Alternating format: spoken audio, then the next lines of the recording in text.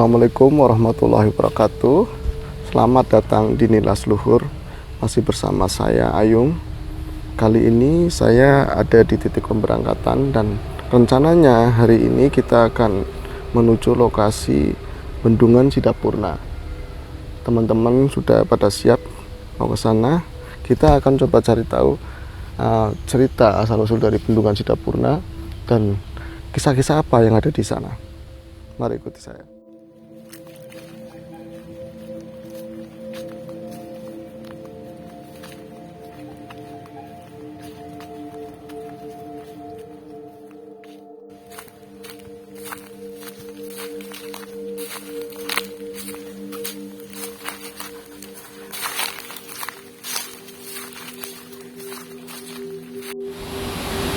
Kawan-kawan, sekarang kita persis ada di depan Bendungan Sidapurna. Bendungan ini adalah salah satu bendungan yang sangat tua di wilayah Kabupaten Tegal. Tentu bendungan setua ini menyimpan banyak misteri. Misteri apa aja yang ada di sini? Nanti kita akan kupas.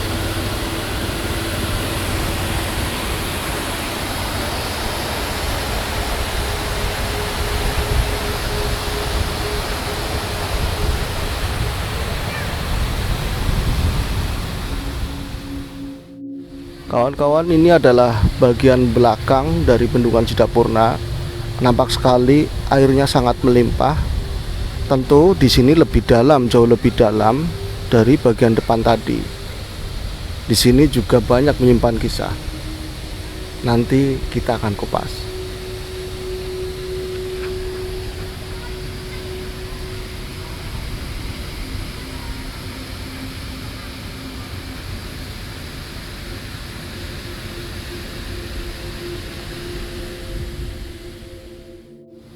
Oke kawan-kawan, ini kita berada di sisi kiri Bendungan Sidapurna. Jadi ada kali percabangan yang mengarah ke Cibawan dan sekitarnya.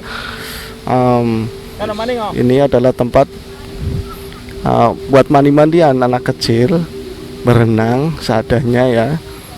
Dari zaman dulu, dari zaman kami sampai bapak-bapak kami itu udah main di sini dari dulu. Biasanya di hari Minggu itu padat sekali ya kawan-kawan. Cuman mungkin ini sudah terlalu siang, jadi hanya beberapa anak yang masih bergembira bermain. Ini dari dulu kami selalu melakukan temblengan kalau di sini namanya. Kita loncat dengan gaya bebas masing-masing.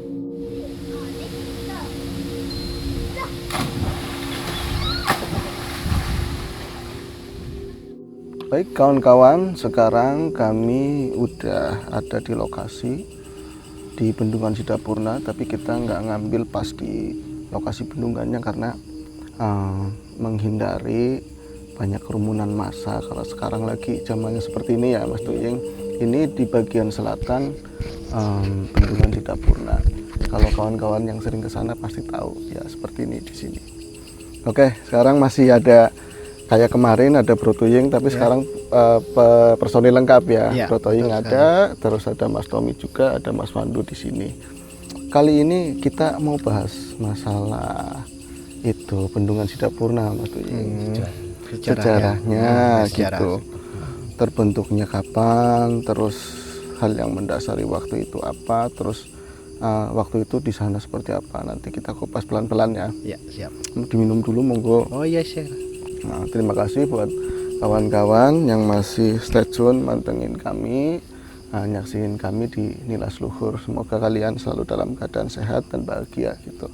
Oke, langsung masuk ya. Ini kita kan lagi mau ngupas tentang Bendungan Sidapurna. Kalau di masyarakat sini nyebutnya pintu seng, karena memang ada pintunya Mas Tommy. Ya, ya. Itu disebutnya pintu seng. Padahal pintunya pakainya kayu ya. Padahal kayu. Nanti kita kupas kenapa disebut pintu seng seperti itu. Di literatur yang dibaca itu pintu seng itu tahun 1802 dibuat. Iya, Ya. Nah kita mau lihat secara pandangan batin sebenarnya di tahun 1802 itu memang benar itu udah langsung pelaksanaan dibuat seperti itu apa memang baru master planningnya atau sketsanya atau rencananya begitu.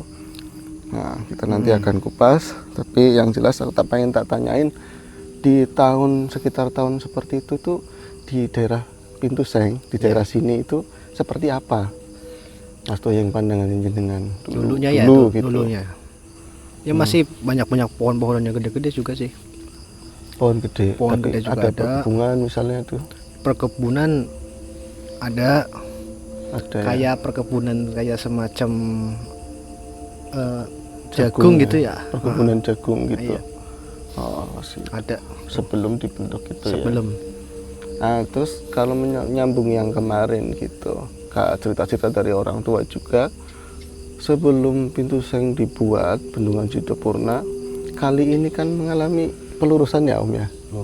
Pelurusan. Karena kemarin kan kita di tahun itu juga, di tahun 700-an di Asban dan yang lain-lain masih ada kalinya masih belok. Berarti kemungkinan saya kan maksudnya jenengan nanti yang lihat. Sekarang kan kalinya lurus dari tarikannya dari mana kali Soka ya, terus Dung Sukun, kemarin kan Lumingson lurus ke sini. Oh, berarti dilurusin kalinya dulu seperti itu Mas Tommy. Ditata lah Ditata. untuk perkebunan dan persawahan ya. Oh, terus agar lebih jalannya lebih gampang. Terus mengatur debit airnya juga gampang, membaginya juga gampang. Iya. Oke, berarti diluruskan dulu airnya, yang di sini diuruk. Iya. Baru setelah itu ada rencana pembuatan Bendungan Sidapurna. 1802 ya. 1802. Itu berupa sketsa. Oh, dalam pandangan batin itu masih berupa Sketsa. Kan ada pelurusan kan. Berarti kan makan waktu lama dari tahun 19 berapa? 1821 ya. 21 kan ada bahan. Oh iya. Oh iya gini kawan-kawan semua. Jadi tadi dijelaskan bahwa sebelum Pintu Seng dibuat ini kita berdasar dari tahun itu ada literatur, ada prasasti yang menuliskan tahun 1802. Namun karena memang mentok di situ nggak ada penjelasan yang lebih lanjut, kita telisik dari pandangan batin. Kita terjun ke tahun itu. Itu dari pandangan batin dan fakta di lapangan. Fakta Orang-orang di lapangan. dulu Nanti ya. ada saksi insya Allah. Iya. Kita kupas pelan-pelan. Jadi sebelum Pintu Seng dibuat Bendungan Sidapurna, kali ini diluruskan terlebih dahulu seperti itu. Iya kan makan waktu yang berbulan-bulan sampai bertahun-tahun lah. Oke. Nanti kalau menilik di tahun 1800 itu kan VOC udah berganti ke pemerintah Hindia Belanda, berarti masanya Daendels menuju ke Raffles. Iya. Kerja paksa dan ya kan. Berarti kalau Daendels kan masih lebih ke langsung ngambil dari alam ya. Dari alam, ya Ada kerja paksa lah. juga gitu. Kerja paksa juga. Tanam paksa juga. Kalau Raffles Udah ada tatanan, ya ada buruh juga dibayar. Ada tatanan dalam segi pemerintahan dan segi gimana menjalankan perkebunan dan persawahan biar produktif. lebih produktif. Berarti nggak langsung ngambil mentah-mentah seperti Mentahnya. itu. Jadi Iya. pribumi juga mengetahui caranya ya. Mungkin ini kaitannya dibentuk bendungan air ditata seperti itu ya. Oke, ini dari salah satu warga cuman berhalangan hadir itu menyatakan bahwa orang tuanya dulu ikut kerja membangun Bendungan Sidapurna atau Pintu Seng tersebut. Menurut beliau dia itu ikut bangun itu bagian yang bersihin batu yang mau dipasang ke fondasi atau ditempel ke bagian lain itu betul. katanya di tahun 1921 ya. Artinya rentangnya itu panjang banget ya Mas Duying ya. Iya, panjang banget, terlalu panjang itu. Nah, menurut penjelasannya penjenengan 1802 itu sudah mulai bangun apa baru bikin sketsanya? Ya, baru rencana atau bikin sketsa dulu ya. Bikin sketsa atau master planningnya baru seperti itu ya. Iya, betul. Oke, terus baru berarti tadi ada saksi mata menyatakan 1921 beliau bekerja. Iya. Artinya 100 tahun ya rantangnya Ya, gitu. kurang lebih segitu. Mungkin juga ini ya Mas Tommy, apa ya, sampai jadinya berarti sebelum kemerdekaan baru bisa fix ya, jadi gitu ya. Sebelum kemerdekaan juga masih kayaknya Masih ada perbaikan sana sini perbaikan ya? sana sini, iya. Oh, berarti ya tetap kontekstual ya, maksudnya ngikutin gitu Ya ya. mungkin ya dalam jangka 100 tahun kan menurut ada perang ya kan, Iya. warga pribumi kerja paksa, kekurangan orang Oke. kan, membangun sebuah kali untuk diluruskan berarti kan menduduk siapa, batu-batuan, tanah diambil Iya. ya kan. Soalnya saya juga kan baca di berbagai literatur bahwa bendungan-bendungan yang lain, terutama yang ada di Jawa gitu, kebanyakan tahunnya agak muda, di tahun 900. Artinya kalau memang itu dimulai 1802, yang walaupun baru sketsa ya, ini termasuk bendungan yang cukup tua ya Mas Tuying. Lumayan. Itu di Asban kemarin 1700, bendungan 1800 kesinian, yang di Duku Malang juga tahun sekian. Artinya begini Mas Tommy, apakah berarti kan mereka yang bangun kan Belanda gitu. Belanda. Berarti di sana ada koloni ya kan, untuk membangun itu bersinergi sama masyarakat. Masyarakat, iya. Di sini udah ada beberapa pesantren begitu ya. Mm. Artinya lingkungan berapa desa sini rame begitu ya. Iya. Oh iya, berarti udah rame di tahun sekian Karena ya, tahun itu. bukan masalah, Pak. Orang dulu pasti mendekati sumber air. Sumber air. Iya, benar. pasti di sumber air pasti walaupun sedikit jauh tapi ada. Nggak kayak di pegunungan yang susah, apa di pedalaman yang susah. Kalau yang dekat air pasti jaraknya nggak jauh lah, pasti ada koloni-koloni. Ya kan, masyarakat berkumpul di perarian walaupun jaraknya mungkin nggak kayak rumah sekarang, bisa ada yang 20 meter baru ketemu lagi kayak setiap kayak di gunung gitu loh. Oke, pertanyaan lanjutannya begini. Kan dikatakan bahwa salah satu orang tua warga bentar. Orang tua warga itu dia pernah ikut bekerja, dia sebagai pembersih batu, itu ngomong kalau saya itu kerja dulu itu loh dibayar, malah bayarannya ngambil sendiri di gentong yang udah disediain. Mas Pandu gantian. Oh ya. Itu gentong yang udah disediain katanya ngambil sendiri Mas Tuying. Sendiri ya. Ngambil sendiri, dan kalau ngambil mau berapa banyaknya itu pas kayak bayaran Kalau seminggu. di rumah gitu kan, kalau di rumah dihitung pas gitu. Iya, kalau menurut pandangannya Mas Pandu itu emang gentong kayak kita buat naruh beras, apa gentong seperti apa, terus emang itu ngambil sendiri apa enggak itu? Iya. Ngambil sendiri. Bisa digambarkan gentongnya seperti apa, gedenya semana gitu. Kurang lebih gede segini. Iya benar. Ditaruh Ya, di seperti sebuah kendi, meja seperti apa di batu, bukan bata. Di atas batu. di atas batu bata. Kurang lebih kayak batu-bata gitu kan. Digambarin agak jelas Mas Tuying. Maksudnya apakah gentong itu memang gentong tanah liat yang begitu saja, pada motifnya apa seperti apa yang lebih jelas lagi gitu? Ya, motifnya juga kayak biasa, cuman mengkilap loh. Terawat, gentong yang terawat Terawat gitu. warna merah, agak mengkilap. Agak mengkilap. Iya. Di dalamnya ada yang lain mungkin, Di dalamnya ada kain, ada kain, ada kain. Terus di atasnya tuh ada tutupnya lagi. tutupnya lagi. Berarti Ada apa namanya, uangnya juga ada. oh berarti seperti apa Mas Tommy? Gentongnya kayak orang dulu buat ambil air wudhu ya, Gentong kayak gitu. Sebesar itu, yang kadang orang dulu kan naruh gentong itu di pinggir sumur tempat mau ngambil air wudhu. Sama besarnya segitu ya. di dalamnya ada Di kain dalamnya lagi, kain jarit. Nah, jarit, baru uang. Uangnya seperti apa Mas Tommy? uang dulu kepeng lah, koin. Kepengnya ada bolong-bolongnya mungkin Iya. gitu ya. Sen. Ya, udah Ada mata sen, uang gulden, itu waktu itu. banyak. Sudah ada, berarti memang artinya kan di penjelasan dari awal itu zamannya udah rafles dan udah mulai ada sistem gaji. Iya. Entah itu terlepas masalah yang anehnya kan kok bisa ngambil berapa aja, ketemunya seminggu pas gitu. Semuanya pas. Di rumah juga dihitung pas. Dihitung pas. Iya. Itu kesaksian dari Seorang warga. seorang warga yang sekarang udah nggak ada yang jelas ya. Ya, udah. Tapi di penglihatan batin juga benar seperti itu. Iya, betul sekali. Apakah itu apa seperti gentong-gentong upeti itu Mas Tommy ya? Mungkin ya? Kalau di zaman-zaman kerajaan begitu ya, buat naruh duit ya. Iya, yang sering nenek kita dulu tuh ada ikatnya ditarik sama. Oh, kayak yang buat diputel kacamata, begitu. yang diputel. Berarti kalau zaman sekarang ya berangkas lah begitu ya. Oke, fix. Kalau berarti tadi yang kita gali dari warga, orang tuanya dulu pernah ini, kawan-kawan pernah dibayar dengan cara seperti itu, benar dari penelusuran gaib. Oke. Yang lainnya apa lagi ya? Apalagi Mas Tuying? Bahan bangunannya ya, kelihatan. kenapa harus disikat? Orang dulu kan emang Eropa lebih maju daripada kita ya. Benar. Ya, batu itu sikat sampai bersih sampai nggak ada tanah liat biar Daya rekatnya daya lebih. rekatnya lebih. Untuk perekatnya apa Mas Tuying? Dari pasir, ya kan? Dari pasir sampai benar-benar bersih dan ada campurannya. Kalau dulu kan, kalau kita ada mengenal putih telur, ada dari sari tebu. Kalau ini penggunaannya pakai sari tebu yang pohon, yang sejenis pohon.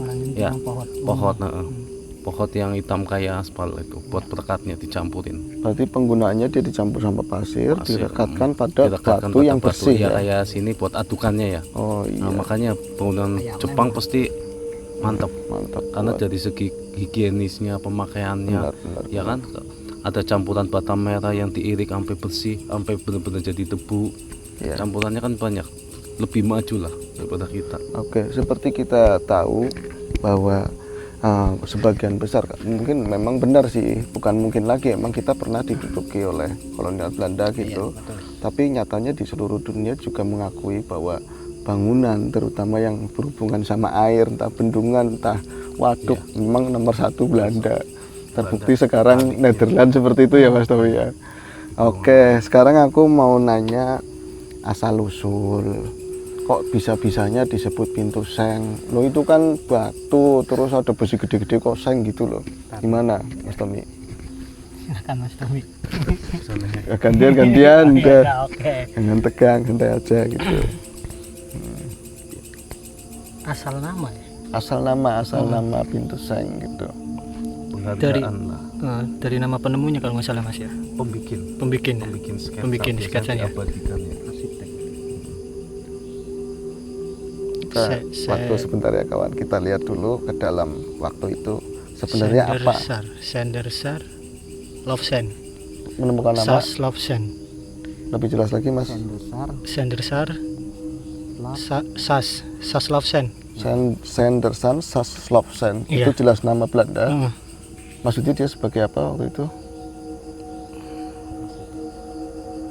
Boleh dibilang mandor.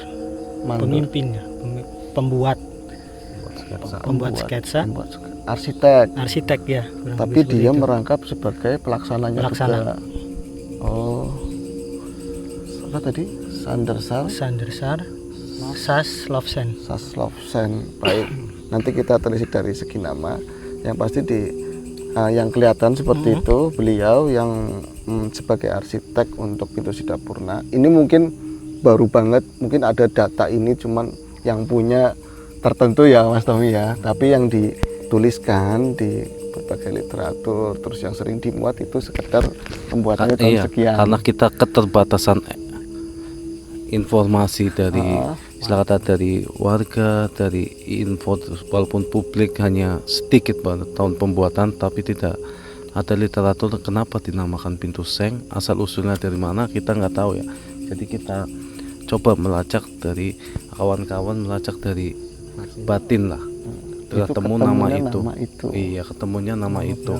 Mungkin orang dulu kan plesetannya gampang. Iya, jadi bener. iya kan plesetan. Lam jadi lampu. Simpelnya gitu orang. Iya. Orang kita ya. Mungkin itu dari itu. Wallahu a'lam.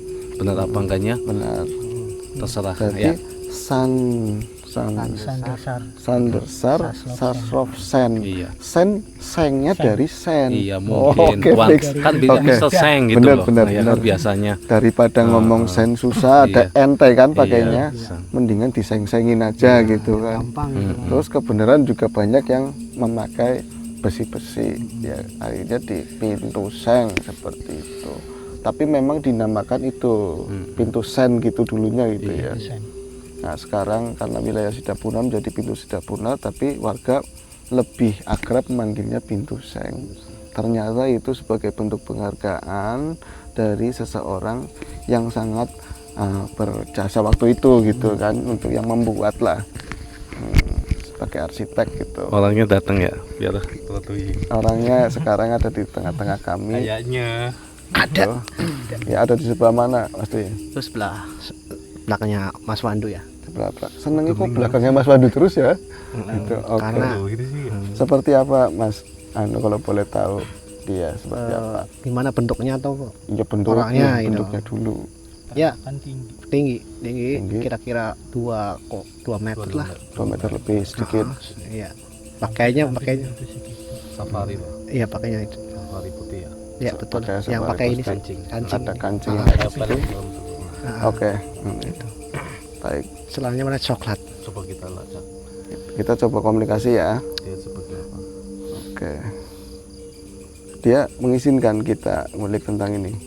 Izinkan, tapi jangan terlalu dalam. Jangan terlalu dalam. Jadi gini, Assalamualaikum, tetap kita sapa seperti itu. Jawab, Ya enggak. enggak.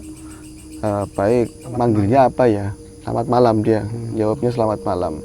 Baik, selamat malam. Selesai. Tuan Sen. Sekarang jenengan ada di sini, kita sedang Ingin mengetahui lebih dalam tentang pintu seng tersebut. Apa benar jenengan yang merencanakan atau yang sebagai arsitek untuk pintu tersebut? Yes, iya. Yes, dia bilang yes. Ya, fix. Pembangunan dari tahun berapa ke berapa? Saat mulai dari pondasi. Ya, pembangunannya dari tahun berapa ke berapa dari mulai pondasi? 1903. Pembangunannya dari 1903. Pondasi ya. Oke, fix. Dari pondasinya pertama, tapi rencananya sudah ada 1802. 02. Udah ada rencana. Berarti pelaksanaannya di 1900. Baik. Serentak ya. Iya, berarti pembangunannya serentak dengan bendungan-bendungan yang lain gitu. Oke. Jenengan waktu itu di sini di samping sebagai arsitek, apakah mempunyai jabatan yang lain di area Tegal? Ya, Sebagai apa? sebagai di bawahnya komandan kapiten. Kapiten. Yang membawai wilayah mana aja? Iya. Sebagai kapiten yang membawai wilayah mana aja? Dari Mencasem ke sini. Mencasem. Ke barat. Ke barat ya. Ya. Berarti arahnya ke barat sampai Dukuturi gitu ya. Berarti tembusnya Selatan Mencasem, Pandean, Sedakaton itu loh. Oh iya, ke Jalur sini. utama itu ya. Baik. Jadi teman-teman, terlepas bisa kita nampak atau enggaknya karena memang ini goib, saat ini ada di tengah-tengah kita, persis ada di belakang Mas Wandu, ada seseorang yang membuatlah dia arsiteknya pintu Sidapurna. Memang benar seperti data yang ada ya Mas Tommy, untuk tahunnya perencanaannya tahun 18 sekian dan pelaksanaannya ternyata di tahun 1903, dan beliau yang jadi arsitek dan dia juga seorang kapten ya. Apakah ada yang ingin disampaikan lagi untuk kita generasi sekarang? Ya. Ada. Silakan. Harus dijaga. Dijaga bendungan tersebut Seutuhnya, iya. seutuhnya. Jangan dirusak. Itu kalau dirusak tuh sangat merugikan orang banyak gitu. Oh, beliau mengatakan, menyampaikan pesan pada kita terutama yang dekat-dekat ya, Iya. untuk menjaga pintu tersebut, Untuk pengairan sawah sih. karena manfaatnya sangat besar gitu. Kalau misalnya nyampe hancur atau jebol, nanti kan yang rugi masyarakat Iya, juga. betul sekali. gitu. Masyarakat sekitar gitu.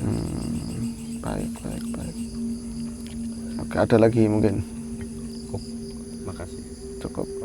Ya. Oke, ini tadi fix beliau, terlepas teman-teman meyakini atau tidak, ini yang kelihatan dari penelusuran batin kami beliau datang dan kita komunikasi, ternyata dicocokkan dengan literatur yang ada tahunnya dan penelusuran batin yang awal tadi Iya, dari sangat klop.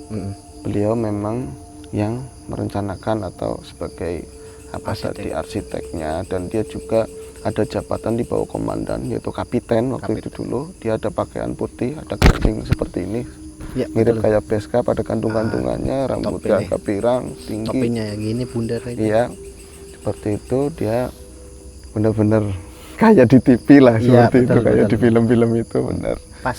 Dan dia mengamanati, terlepas dia itu Belanda atau siapa, namanya orang yang bikin, ternyata manfaatnya gede. Kita sebagai warga untuk ikut bareng-bareng ngejaga jangan Jaga, dirusak, jangan dirusak. gitu, karena manfaatnya gede. Ini satu lagi Mas Tuying, Iya. di situ di depan kalau tidak salah kan ada bidara. Ini kayaknya udah mulai aneh nih mukanya gitu. Biasa udah biasa. Dia aneh terus ya mukanya.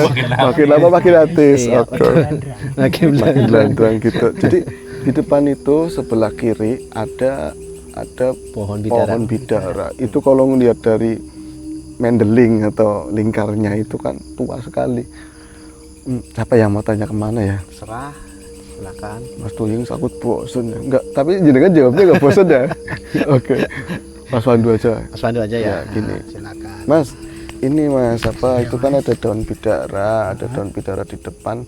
Menurut penglihatan jenengan duluan mana itu si pintu seng dibuat sama daun bidaranya? Sudah ada daun bidara terlebih dahulu. Bidaranya terlebih dahulu. Wow, amazing ya. Emang kalau segitu tua banget ya? Tua banget. Di samping perkebunan jagung ya kalau nggak salah. Dulunya itu samping perkebunan jagung ada bidara. Ada bidara Dulunya ada yang lain nggak apa cuma satu? satu. Cuma Ada lagi? satu. Nggak Ada lagi cuma satu. Berarti kayak kemarin yang di Duku Malang ada duku cuma satu, itu juga orang pada nanduri kok satu-satu ya Jing ya. Mungkin ya Hmm. dulunya banyak. Oh iya. Pada mati semua yang. Oh iya, gitu lebih logis begitu ya. Soalnya kan ada penalaran orang-orang punah lah gitu. Kalau bidara itu buat menetralisir energi yang negatif seperti negatif, itu. benar. Apa sengaja ditandur ya dulu, apa memang ya makan bidara terus geletak begitu ya Mas Andu ya. Oke, next nggak usah dibahas Sengaja itu. ditanam. Pasti sengaja ditanam, yang pasti usianya lebih tua dari Mungkin sengaja ditanam untuk peneduh para petani istirahat ya. oh iya petani jagung tersebut. Petani jagung iya. Karena memang rindang ya Mas Tommy ya. Mm-mm. Kalau sekarang ya kayak kresem ya kan. Iya. Tapi dilalanya pas dibangun juga nggak di apa namanya nggak Buang. dibuang. Iya. Sampai sekarang dia jadi saksi kalau bisa Saksi ngomong. bisu lah. Saksi bisu Jadi dia ngomong. bisa ngomong. Katanya dia ngomong. Kalau dia bisa ngomong ya. Iya. Oke, fix yang apa namanya kita selaraskan dengan pengetahuan yang ada tentang ini apa namanya tahun pembuatannya, hal yang melatar belakangi tentu karena tadi dijelaskan berkepentingan, karena kita ya gampangannya gitu kita ngeruk ke negara orang, kalau digeruk terus ya habis, akhirnya mereka mulai dikembangkan ditata supaya memang berkelanjutan seperti itu. Akhirnya harus dibikin pengairan yang teratur, maka dibentuklah bendungan tersebut, dan ternyata tahun itu sejalan dengan pembuatan bendungan-bendungan yang lain Ya. di Jawa khususnya. Iya betul. Oke, Fik. Ada gini, aku mau yang sisi yang beda ini. Tanyain ya, Mas Tuy. Iya. Jadi itu kan pernah ada orang sering lihat gitu penampakan. Seru nih penampakan. Iya. Ada bukan sepotong, selonjor apa ya, kalau ular apa ya bahasanya? Ular. Segelondong apa selonjor apa segelintir gitu. Ya ada sesosok ular besar, yo gede banget ularnya, katanya hitam. Ularnya hitam itu sering wirawiri itu dari pohon bidara turun ke bawah nyampe ke gorong-gorong yang bocah-bocah mandi-mandian itu, balik lagi, tapi katanya itu jagain. Ada seperti itu, benar? Ada. Tapi dia nggak ganggu. Ya nggak cuma nampakin doang. Nampakin. Kalau lewat situ harus permisi, alias klakson apalah itulah. Ada adab sedikit Ah, gitu. barangkali ya tahu-taunya ntar keluar itu Kalinda. lindes gitu loh. Ya soalnya itu yang aku juga sering mancing di situ. Yang paling santer itu penampakan sosok itu, tapi hitam gede seperti itu. Dan yang lainnya begini, ya Mas Tommy, ya mau nanyain, itu kan namanya bendungan, dimanapun air terus dalam, Iya. kita berenang aja kan kadang-kadang capek, kehabisan tenaga, kelelap dan lain-lain. Kram lah, seringnya kram. Jadi Kalau kelelahan kan jadi kram gitu. pintu ini kan cukup gede, debit airnya juga luar biasa, apalagi kalau misalnya lagi dibuka pintunya gitu. Banjir lah gitu. Itu sering ada korban gitu loh. Ya kalau orang diurut-urutannya karena tenggat waktunya kok kayak setahun sekali gitu, apakah itu memang murni eksidensial, kecelakaan karena memang faktor kelalaian atau yang lain, apa adakah hal-hal di luar itu gitu, ada yang berperan gitu loh. Ya kalau itu memang kelalaian manusia juga sih ya. Kelalaian manusia. Iya. Kita dohir dulu ya. Kelalaian manusia itu sendiri.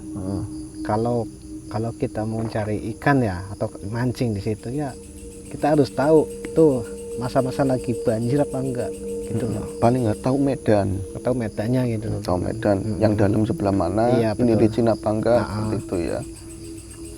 Tapi ada campur tangan enggak? Kalau campurannya ya sedikit ada. Sedikit ada. Sedikit. Gitu. Gimana Mas Tommy? Mungkin karena itu sebuah bendungan Ya. air, orang dulu kan pasti kalau di bendungan air itu tempatnya bangsa mereka, jadi mindset orang ada meninggal, oh ini minta tumbal, mindsetnya orang loh. Orang mindset Paling seperti setahun itu. sekali, coba yang di jalanan setahun berapa ratus Benar, orang, benar sekali. tapi kan gak jadi mitos. Kalau Iya. ini kan setiap bendungan pasti itu minta tumbal, jadinya mindsetnya orang ke situ. Padahal kan kayak gitu ada insiden, apalagi orang yang sakit lemas atau jatuh kebentur, jatuh ke dalam, ada lekukan, ada lubang ceruk yang dalam, di situ baru berapa hari muncul. Benar, Kadang kan kayak gitu, berarti orang udah ke mindset, ke sugesti ke situ. Kalau ada, oh ya setiap tahun pasti minta, nggak mikir ke yang di jalanan beberapa orang. Berapa orang? Iya, harusnya kan nggak usah kayak gitu ya, nggak usah, walaupun dia bangsa yang nggak kelihatan, kita jangan berprasangka buruk sama mereka. Terhadap Ya, mereka, salah satu. benar. Itu adalah salah satu adab keseimbangan Iya, juga. adab gitu. manusia lah kita. Iya, sesama makhluk. Sesama makhluknya. Artinya ya aku coba tadi lebih menjelaskan lagi apa yang disampaikan Bro Tommy. Mas Tommy itu cukup sangat ya dalam sekali. Jadi kita menyingkapi semua kejadian di sekeliling kita, termasuk tadi yang ada di bendungan air, namanya air. Iya. Mas Tuyeng, apalagi debitnya gede, pinggirannya curam, begitu orang mancing entah dia lagi sakit atau kurang hati-hati, Iya. akhirnya jatuh Licin gitu kan. licin.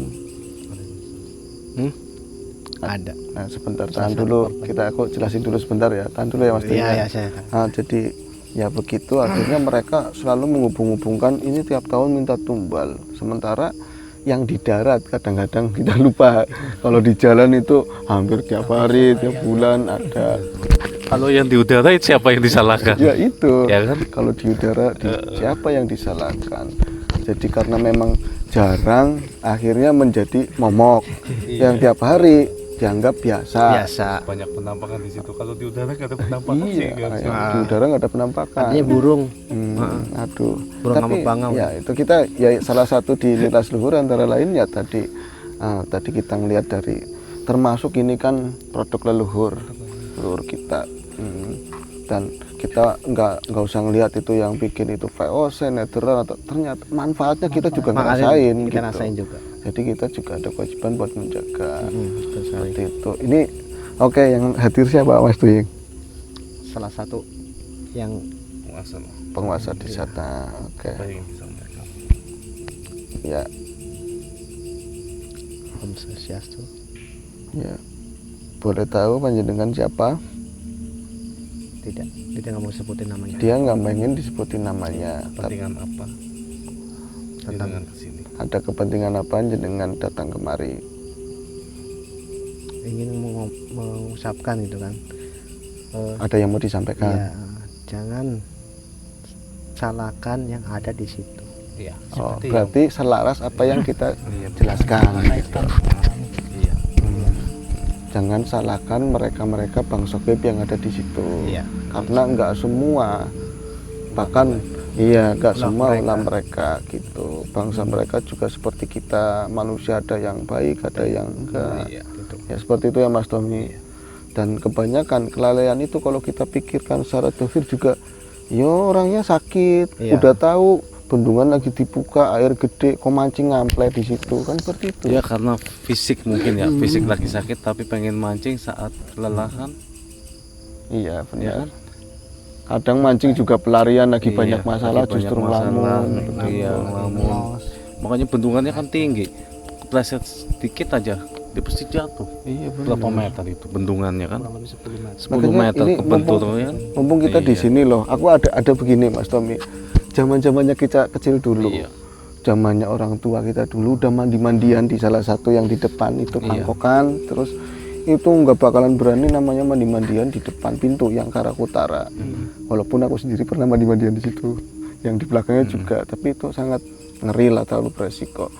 Jadi ada genre yang kesinian gitu. Itu kan kita mau mandi-mandian di pintu saya Mas Wandu aja nggak berani minta izin sama orang tua karena itu air bahaya gitu. Sampai kita umpet-umpetan. Sekarang aku nggak mau ngomongin siapa, tapi anak SD pada digiring ke situ sama gurunya. Kadang ngample-ngample di depannya bendungan, tangan kakinya onclang-onclang begitu, gurunya sambil api-apian. Itu seperti apa itu Mas Tommy? Ya karena kan apa sih yang perlu ditakutkan? Enggak bukan di goibnya, tapi itu bahaya banget gitu loh. Ya. Tapi kan tetap dalam pengawasan. dalam pengawasan orang juga, guru juga waktu itu udah bisa berenang semua. Kalau walaupun dia jatuh pasti ke yang lebih rendah. Boleh. Ya kan nggak masuk ke bendungan. Oke, ini penjelasannya Mas Tommy. Kalau Untuk dulu yang kan ditakut-takutin, jangan masuk bendungan situ ada buayanya. Mm, Orang tuh kayak gitu. Kalau masuk ke situ tahu-tahu debit air tinggi, pas jatuh ke kali yang kecil, dia kan pasti meluap. Oke. Ya kan meluap bisa kebentur di bendungan kanan kiri gitu loh. Berarti- Jadi orang tua nakut-nakutin kayak gitu, kayak jangan keluar sore di pohon itu, entar ada apa-apanya. begini-begini Ya kan? gitu, iya. Ditakut-takutin biar maghrib dia tetap di rumah. Kalau enggak, Nah. kalau di rumah ya sholat, banyak kan gitu. Pesan Orang moralnya tua. ada pesan moral seperti itu. Iya. Beduk jangan keluar, jangan main. Nah. Itu waktunya Nah, sholat. waktunya sholat Waktunya sebenarnya. makan siang. Iya. Waktunya istirahat. Itu sore juga begitu mau maghrib. Nah itu kenapa tadi aku ngomong seperti itu? Aku salah satu angler ya di situ gitu, yang agak miris. Kalau di pangkokannya yang kecil itu lumrah. Yang di tempat gede loh itu yang di bawah bidara itu kok pada kecil-kecil pada ngampleng itu kan dalam banget. Kalau pak Nah, Pak. itu bahaya. Nah, itu kan kadang-kadang aku frontal ngomong, Pak Guru, wi medeni tak gituin, bener. Oh iya, Pak HP-an Takutnya begitu. jatuh gitu kan. Jadi tolong untuk siapa tahu ada Pak Guru yang nonton gitu. Kalau ke sana bagus itu tempat wisata, kita dikenalin, iya dikenalin itu Sejarah produk itu. sejarah. Nah, ini fungsinya buat ini itu dijelasin ke anak-anak buat pengetahuan mereka. Tapi tolong kontrolnya lebih baik lagi ya Iya, Mas Tommy. Karena Terus memang diawasi lah anak-anak air didiknya gitu. gitu. Ada yang bilang begini, kita lari ke mistik lagi karena ini kan rada horor gitu. Kalau uang dilorot gitu, orang ada kaitannya sama Tarik lah gitu kan. iya ke air. Lah ya tetap aja mati ya karena nggak ini sih ya nggak Nggak bisa ada bernapas. oksigennya. Tapi kalau ke gunung misalnya walaupun pumpang-pumpung lah kan tapi kan hidup soalnya kan bisa napas kan begitu ya Ndu. Makanya jangan hati-hatilah yang air namanya air hati-hati begitu. Kalau nggak bisa berenang ya jangan sampai lah. Gitu. Kalau yang bisa berenang itu kan. Oke. Takutnya jatuh, tenggelam, udah wassalam dah. Oh iya untuk yang lainnya 1 Oktober ya. Ini udah deket ya. Ya, Enggak maksudnya sounding aja sedikit bahwa Sebentar lagi. kami di tempat ini di Pituseng setiap Oktober ada ritual tahunan Pesta rakyat lah. Jadi untuk kontrol bendungan dibersihin terus perawatan selalu dibuka pintunya. Di situ nanti di atas orang semua turun cari ikan. cari ikan bareng-bareng bahkan bukan dari warga sini aja dari Banyak, luar kota sekitar juga warga banyak juga. gitu. Pengeringan lah Pengeringan ya Mas Pandu, dengan yang sering cari udang gitu. Oke, itu siapa tahu teman-teman, oh yang itu di Nila Seluhur di sini. Insya Allah kalau kami ada ya kita nyemplung bareng ya gitu ya Ying ya. Ada yang mau ditambahin lagi Mas Tuying? Nggak ada sih. Ini ada yang menarik gitu. Tadi Apa? ada beliau dari yang bangsa Astral, salah satu penggedenya sana, Iya. datang ke sini nyapa Om Swastiastu, ya kan, berarti dia dari tahun dulu banget. Ya dari tahun berapa lah gitu. Mungkin karena yang datang penggede, yang kecil-kecil kayak rada mending aja ya. Maksudnya nggak kayak kemarin-kemarin gitu, karena Iya. penggedenya kita nyampainya mungkin benar selaras apa sama mereka ya Mas Tommy. Sopan santun, tata krama gitu kan. Dipakai semua. Dipakai semua. Akhirnya yang datang penggedenya agak mendingan. Iya. Gitu. Beda yang kemarin. Ini ada lagi Mas Tommy. Kayaknya. Coba Tapi nggak mau mendekat, nggak mau dekat. nggak mau dekat. Agak jauhan dikit. Tadi kan yang gerbang gedean ada dekat sini kan. Kita agak jauh. Memang pengen kesini apa gimana? Pengennya ke sini, tapi nggak bisa. Nggak bisa dipisahin sedikit bisa Mas Tommy. Jangan ya Terlalu terlalu. Apalagi resiko. ya oke. Iya. Oke. Ini waktunya udah cukup lumayan. Iya. Benar. Nah, untuk masalah tadi kita ngupas Bendungan Sidapurna, ini adalah satu kita ngambil dari apa yang tertuliskan, Iya. yaitu di tahun tadi 1802. Ternyata memang itu rencana dan pelaksanaannya menurut penelusuran batin adalah 1903. Nanti bila mana ada orang teman-teman yang terkait yang tahu tentang sejarah ini, ada bukti tertulisnya, silakan mau diselaraskan boleh. Kalau ada yang salah itu ya kita wajar. Ini kita minta maaf sebesar-besarnya. Ini semata karena kita penelusuran batin, kita masuk ke tahun tersebut. Nah tadi menghadirkan, ada hadir juga yang bikin siapa. Kalau misalnya memang benar-benar pas, yaitu alhamdulillah. Kalau misalnya ada kekurangan, sengsol lah bahasanya, kita minta maaf sebesar-besarnya gitu. Ini tumben, ini mau tanya nih. Ya, Tumben banget pakai peci. Oh gitu rapi banget. apa ini? Oh peci. Iya. Tadi dari tadi Iya. peci. tadi kan ini kawan-kawan kita kan habis tahlilan gitu, tahlilan terus ada rencana kita ngetek, habis tahlilan kita briefing sebentar dulu. Nah ini manusia-manusia ini katanya ya kita peci aja gitu. Anakku rumahnya paling jauh sendiri, nggak mungkin kan balik lagi. Tuh udah pakai peci, nggak ada yang mau pakai peci katanya. Ini sih Malu pakai nih, katanya. pakai nih. Itu mah cuplik. Oh coba. Gitu. Oke wis. Nggak ada yang lain, ada tambahan yang lain mungkin. Udah. Pesan-pesannya buat Ya kalau pesan-pesannya jaga kesehatan sih masih ya, jaga kesehatan. Pola makan dijaga, jangan sampai telat makan aja gitu. Oke, Mas Tommy mau nambahin. Ramah terhadap lingkungan, jangan buang sampah sembarangan. Itu yang terpenting, karena air udah keracunan, Benar. limbah udah di situ. Yang rugi siapa? Kita juga. Kita juga. Ramahlah terhadap lingkungan. Bukan hanya kita yang membutuhkan air doang, yang di dalam sungai dia lebih membutuhkan untuk tanaman semuanya segalanya ya. Iya. Ya kan dari situ ekosistemnya Kita tetap mata mata rantai tetap harus berjalan, tidak campur dengan limbah, sampah dan segalanya ya, yang merugikan mereka dan merugikan kita juga. Dimanapun ya kita Dimanapun. bukan aja di hulu, di hilir juga Iya. sama. Kita berusaha untuk selalu ramah dengan lingkungan, dengan makhluk yang lain juga, untuk kita juga mendapatkan yang lebih baik lagi dari alam seperti Iya. itu ya. Apa kalau kita kecil dulu kan air bisa jernih banget, Nggak bisa enak. diminum. Iya, kenangan masa lalu kita kayak apa, kita minum air juga kalau waktu zaman puasa ya, Nggak kita nggak sakit. puasa juga minum nggak sakit. Biasa aja. Daripada di rumah ketahuan minum, mendingan mandi-mandian sambil minum. Benar. Iya kan? Jadi kan sering lompat di situ kan? Iya, Terjun iya di kan? situ ya. Iya, dulu Oke. kita SD tetap situ, pulang Itu sekolah ya lari. Ya berarti- memori masa kecil itu lebih indah.